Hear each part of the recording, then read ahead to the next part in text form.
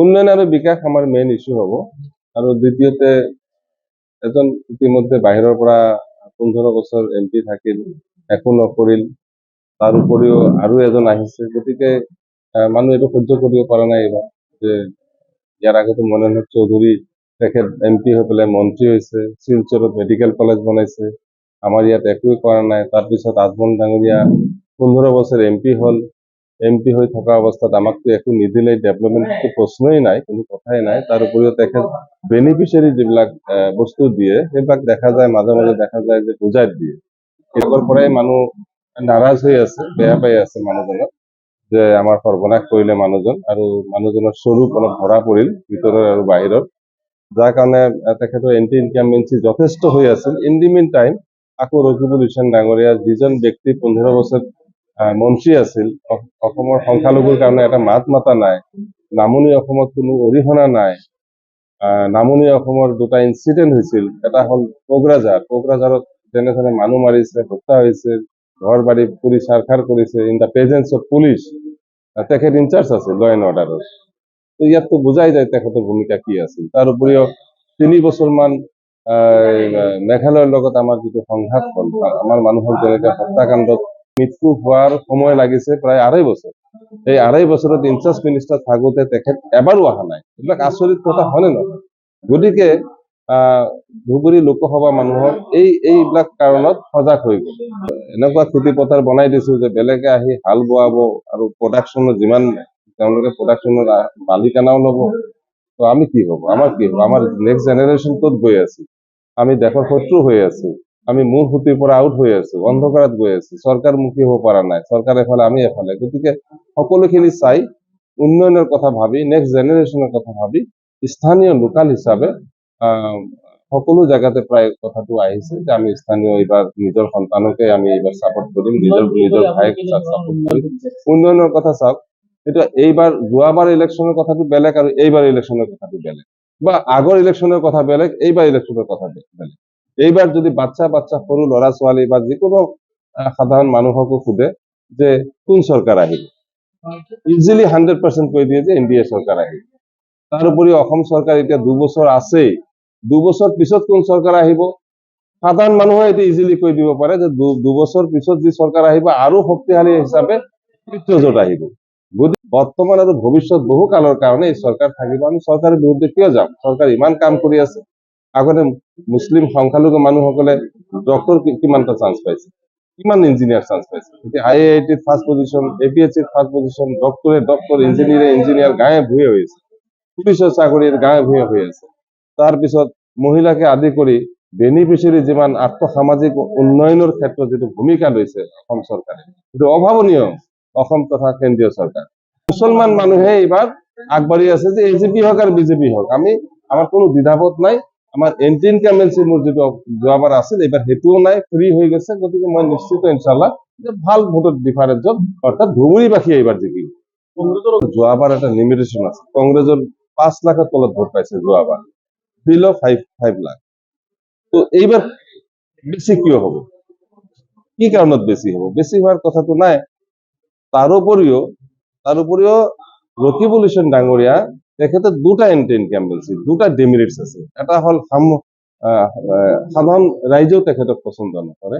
দ্বিতীয়তে নিজৰ দলৰ পৰাও প্ৰায় 30 to 40% বিসম্বাদ, এইটো হ'বই বিসম্বাদ। তেখেতৰ নিজেই এইবিলাক কৰিছে, ভাল নেতাবিলাকক বহাই ৰাখি পেলাই বেয়া যিবিলাকৰ সমাজৰ লগত কানেকশ্যন নাই, যিবিলাক মানে আনছচিয়েল ব্যক্তি, তেওঁলোকক নমিনেশ্যন দি কলাপছ কৰি পেলাইছে কংগ্ৰেছ পাৰ্টিটো। এই কোনো ৰকম যিবিলাক ধৰি আছিল, যেতিয়া ৰকিবুল হুছেইনে নমিনেশ্যন পালে তেতিয়া তেওঁলোকে মানে অপেন, মই ভাবো যে 50 to 60% অপেন বিদ্ৰোহ হৈ আছে, আৰু 40-50% ইণ্টাৰনেল বিদ্ৰোহ। আৰু এই বিদ্ৰোহ যিটো হৈ আছে, এন্টি ইনকামবেঞ্চি যিটো মানে বিসম্বাদৰ যিটো ভোট হ'ব, সমৰ্থন হ'ব, এইটো মই 90% পাম, এইটো মই বেনিফিটেড হ'ম।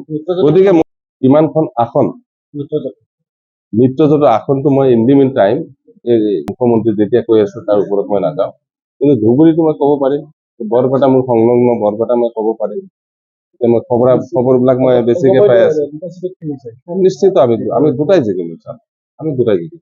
আমার সেনা বিধানসভা সমষ্টিটো ধুবুৰী লোকসভাত পেলাই এই গোটেই কথাখিনি লৈ আমাৰ চেঙা সমষ্টিৰ ৰাইজৰ এটা ক্ষোভ আছিলে, ইমান দূৰৰ পতাই দিলে বা আৰু বৰপেটাত আছিলে, এই ক্ষেত্ৰত কি ক'ব? চাওক, এতিয়া আমি নিশ্চয় আজি আহিছো, প্ৰথমবাৰৰ কাৰণে আহিছো। আমি মত বিনিময় কৰিম, আমি আশ্বাস দিম, আমি ডেভেলপমেন্টৰ কথাটো আমি আগত ৰাখিম। ইয়াৰ আগত যিসকলে ধৰক ইয়াৰ দায়িত্বত আছে কিমানখিনি আগুৱাই লৈ যাব পাৰিছে, আমাৰ বিশ্বাস আছে যে আমাৰ গভমেণ্ট হ'ব।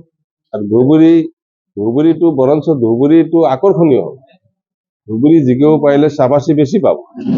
সেই হিচাপে ময়োতো দিছপুৰৰ নিজৰে মানুহ, গতিকে মই ভাবো যে আপোনালোকক মই চেঙ্গাবাসী বা সৃজন গ্ৰামবাসী অথবা মন্দিয়াবাসীক মই আশ্বাস দিব বিচাৰিছো যে আপোনালোকে নিশ্চিন্তে থাকক। আমি যদি ইনশাআল্লাহ জিকো তেনেহ'লে নিশ্চয় বহুতখিনি ভাল হ'ব। মই আন্তৰিকতাৰে আপোনালোকৰ লগত থাকিম। সামাজিকভাৱে ৰাজনৈতিকভাৱে পিছপৰা, এই ক্ষেত্ৰত আপোনাৰ কি? বিগত দিনৰ হিচাপটো মই এতিয়া নানো, কাৰণ মই ইয়াত প্ৰতিনিধিত্ব কৰা নাই, মই ইয়াত অহাও নাই। প্ৰথমবাৰৰ নিচিনা আমাৰ ধুবুৰী লোকসভাৰ অন্তৰ্গত হৈছে আৰু মই এমপি কেণ্ডিডেট হৈছো, গতিকে মই ভালকে বুজিম, ষ্টাডি কৰিম, ৰাইজৰ অন্তৰৰ লগত মিলাৰ চেষ্টা কৰিম। ইয়াৰ সমস্যাৰ লগত মই ভালকে বুজ লৈ সমস্যা প্ৰায়ৰিটি কৰিম। ফাৰ্ষ্ট কোনবিলাক কাম আমি কৰিব পাৰো, ছেকেণ্ড কোনটো কৰিব পাৰো, প্ৰায়ৰিটি বেচিছ আমি কাম কৰিম। যিহেতু এমপি আৰু যদি এনডি আমাৰ নিজৰ চৰকাৰ আছে, যদি আমি যদি জিকিব পাৰো তেনেহ'লে মেইনলি বেচিক যিবিলাক তাৰ কাৰণে প্ৰতিদ্বন্দ্বিতা একচুৱেলি মাজে মাজে কিবা কিবি ভাবি থাকো কাৰ লগত হ'ব, কিন্তু এনেকুৱা নালাগে, কাৰণ দুজনৰে অৱস্থাটো ডাউনত গৈছে। সাধাৰণ মানুহৰ ওচৰতো আজি আজমল ডাঙৰীয়া নায়েই প্ৰায়। মই ভাবো যে তেখেত প্ৰাৰ্থী আউট হৈ গৈছে 1-1.5 বছৰ আগত। ভোটটো ক'ত পাব? তেখেতৰ অৰ্গানাইজেশ্যনো নাই। মুখ্যমন্ত্ৰীয়ে মোক কদৰ কৰিব নাই, কদৰ কয় যে কি ক'ব এইটো মৰম হা জিকি যাব পাৰিলে মই ক'ব পাৰিম নে নাই যে আপোনালোকে যিটো ভাবা নাই ধুবুৰীবাসী এইটো কৰি দিছে। আজমল ডাঙৰীয়া আপোনাৰ বিশেষকৈ এই 3খন সমষ্টিত আপোনালোকে যিহেতু নতুনকে সোমাইছে, কিন্তু 8খন সমষ্টিত যেতিয়া আপোনালোকে শুনাশুনি কৰিব তেতিয়া কিন্তু আপোনালোকৰ পৰিৱেশৰ লগত ইমান নিমিলিব। তাত অলৰেডি 2 বছৰ আগত ৰিজেক্ট কৰি দিছে আজমল ডাঙৰীয়া। 15 বছৰৰ কাহিনীৰ পিছত ভালকৈ উপলব্ধি কৰিছে, তেখেতৰ স্বৰূপ বুজি পাইছে আৰু সিদ্ধান্ত লৈছে 2 বছৰ আগত তেওঁ এইবাৰ বিদায় দিবই লাগিব, নহ'লে আমাৰ ৰেহাই নাই। অনিতা বহুত পপুলাৰ ব্যক্তি, অতি জনপ্ৰিয় ব্যক্তি, আৰু আমি আশা ৰাখিছো বিপুল ভোটত জয়লাভ কৰিব। ধুবুৰীৰ কথাটো অলপ বেলেগকৈ বুজাবলৈ চেষ্টা কৰিছো। ধুবুৰীৰ পৰা এইবাৰ যদি আমি জিকি যাওঁ ইনশাআল্লাহ, যিটো আমি আশা ৰাখিছো নিশ্চিত আমি জিকিম বুলি, তেতিয়াহ'লে কিন্তু ইয়াৰ আগত আমাৰ পূৰ্বজা কৈছে যে ভাৰতবৰ্ষৰ নয়নমণি মাননীয় প্ৰধানমন্ত্ৰী नरेंद्र मोदी डांगोरिया কিন্তু হ্যান্ডশেক দেওয়া আর কব शाबाश बेटा आजमल को हरा के आया है, बोल बेटा क्या चाहिए, बोल क्या चाहिए, খবর নাই।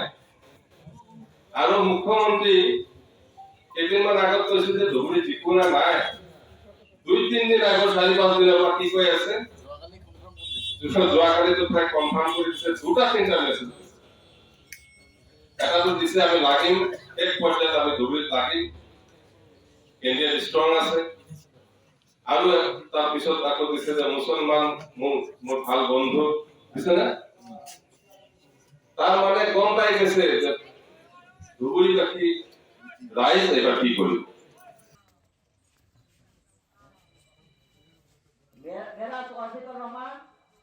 আৰু আমাৰ মাজত উপস্থিত বিশিষ্ট দলীয় ব্যক্তিসকল আৰু সমবেত আমাৰ সেনা সমষ্টি সন্মানীয় ৰাইজ,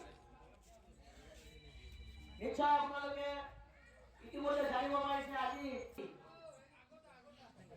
অসম গণ পৰিষদ দলৰ নিৰ্বাচিত প্ৰাৰ্থী জাভেদ ইছলাম ডাঙৰীয়া আজি আমাৰ সেনা সমষ্টিত পদাৰ্পণ কৰিছে। আপোনালোকৰ বিশেষকৈ আমাৰ দলীয় কৰ্মীসকলৰ লগত মত বিনিময় কৰাৰ কাৰণে যদিও আমাৰ বৰপেটা তাতো আমি জিকিম ইনশাআল্লাহ, ঈশ্বৰেৰ কৃপা।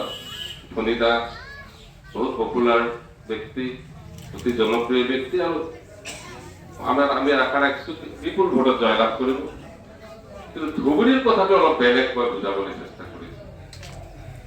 ধুবুৰীৰ পৰা এইবাৰ যদি আমি জিকি যাওঁ ইনশাআল্লাহ, যেটো আমি আশা ৰাখিছো, নিশ্চিত হবটো মৰম হা জিকি যাব পাৰিলে মই ক'ব পাৰিম নে নাই যে আপোনালোকে যিটো ভাবা নাই ধুবুৰীবাসী এইটো কৰি দিছে। আজমল ডাঙৰীয়া আপনার বিশেষকৈ এই তিনিখন সমষ্টিত আপোনালোকে যেহেতু নতুনকে সোমাইছে, কিন্তু 8খন সমষ্টিত যেতিয়া আপোনালোকে ফোনাফোনি কৰিব তেতিয়া কিন্তু আপোনালোকৰ পৰিৱেশৰ লগত ইমান নিমিলিব। তাত অলৰেডি 2 বছৰ আগত ৰিজেক্ট কৰি দিছে আজমল ডাঙৰীয়া।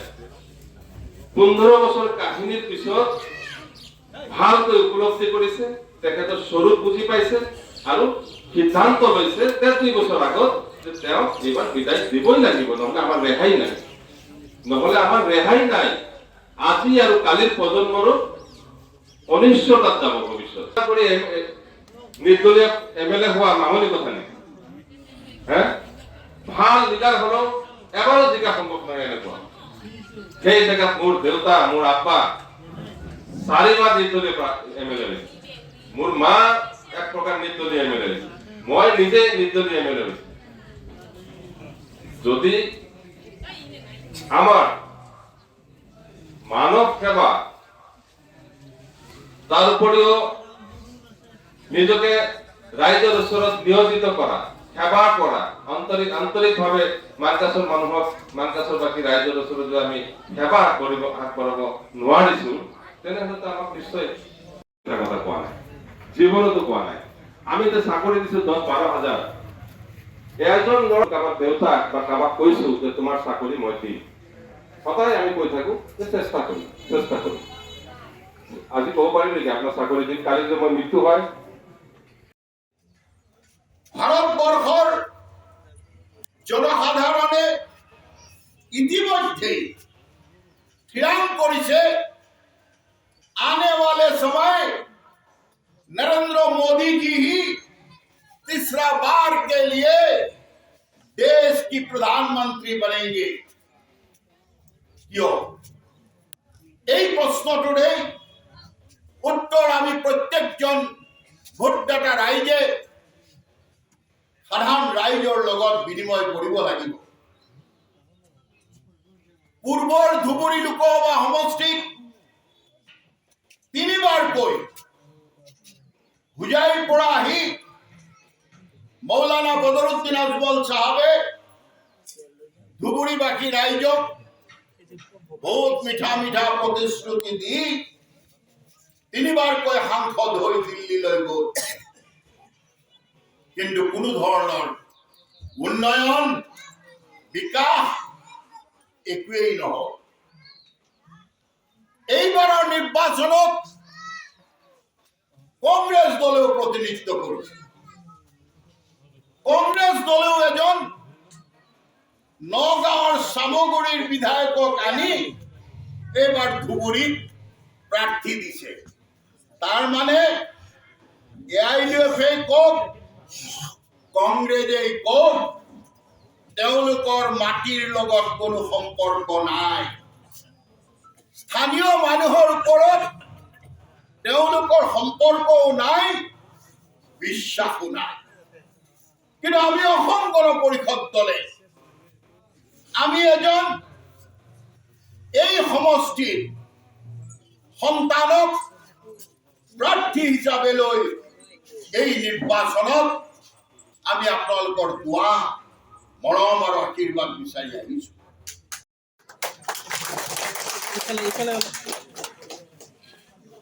আমাৰ মধ্যে উপস্থিত আছে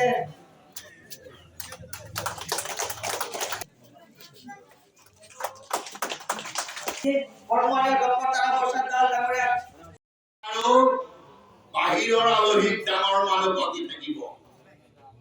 যোৱা কেইদিন যোৱা 5 মাৰ্চত আমি অভিযান আৰম্ভ কৰিছিলো ধুবুৰী লোকসভা সমষ্টিত।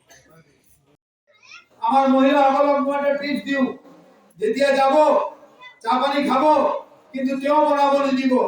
তেওঁলোকৰ চাহপাত ল'ব, তেওঁলোকৰ গাখীৰ ল'ব, তেওঁলোকৰ চিনি ল'ব, আপুনি নিজে বনাই তেওঁক খুৱাব, আপুনিও খুৱাব, কাৰ্যকৰ্তাক খুৱাব। তেতিয়াই ভাবিব তেওঁৰ মনত বিজেপিৰ কাৰ্যকৰ্তা, এজিপিৰ কাৰ্যকৰ্তাৰ বিনম্ৰতা আছে, তেওঁলোকে সংস্কাৰ জানে, আচাৰ জানে, তেতিয়াই ভাল সমাজ ব্যৱস্থা কায়েম হ'ব। এনেকুৱা কাম কৰি দেখুৱাওক আপোনালোকে।